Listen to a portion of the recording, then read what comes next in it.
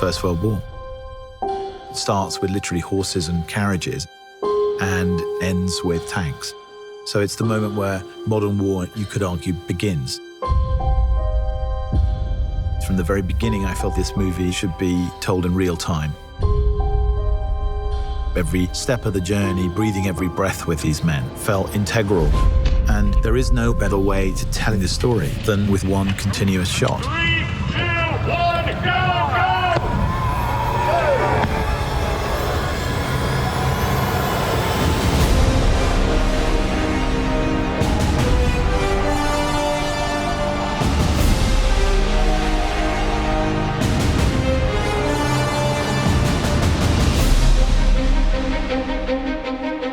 From the first moment I talked to Sam about the idea of it as a one-shot movie, I knew it was going to be really immersive. It's meant to make you feel that you are in the trenches with these characters. The film in itself is a slice of time.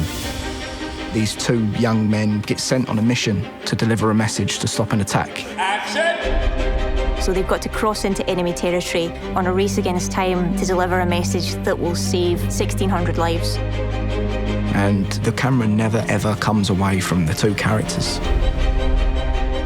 There's always that sort of get-out-of-jail card that you have with the movie. Well, you know, we might be able to cut around this, or we might take that scene out. That's not possible on this film. The dance of the camera and the mechanics all have to be in sync with what the actor's doing.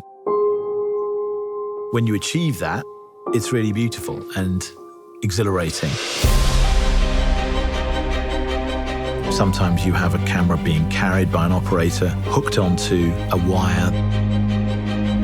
The wire carries it across more land, and it's unhooked again. That operator runs with it, then steps onto a small jeep, which carries him another 400 yards, and he steps off it again and goes round a corner. Let's go back to one. This film does not take place in a series of interiors. This is endless exteriors. No location ever repeats, so you're constantly moving through landscapes. Being such an exterior movie, we're very dependent on the light and the weather.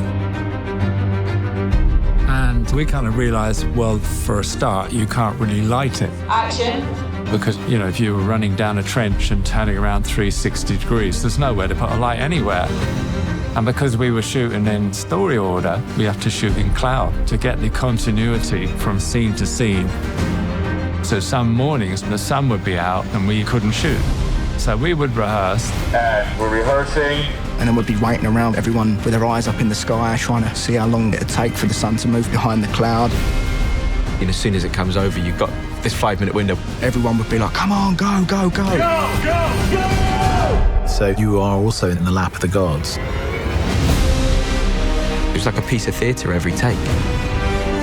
Once it starts, it can't stop. If something goes wrong, you just have to keep going.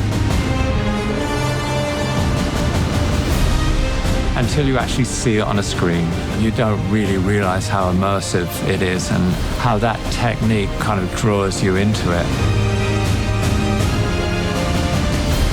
For me, engagement is very important. And that is behind the way in which we've decided to shoot this film. I wanted people to understand how difficult it was for these men. And the nature of that is behind everything.